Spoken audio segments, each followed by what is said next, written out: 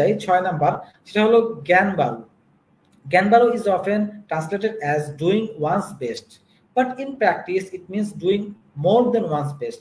This means to fully dedicate oneself to a task and bring that task to an end. And it emphasizes the importance of patience and putting forth your best effort. It can be interpreted as persistence or tenacity, highlighting the need to keep pushing forward during challenging times to achieve your goal. অর্থাৎ জ্ঞানবার হলো এরকম একটা বিষয়, Japanese যে মনে করে যে হলো আপনি আপনার সর্বোচ্চ দিয়ে কোনো কিছু করা, কোনো একটা টাস্ক যখন আপনি করবেন, আপনি আপনার সর্বোচ্চ দিবেন, যতটুকু পসিবল সর্বোচ্চটা দিবেন, এবং ওই কাজটা যখন শুরু করবেন ওইটা শেষ দেখে নেবেন। আমরা অনেক সময় বই না, আমি এটা শেষ দেখে নিব।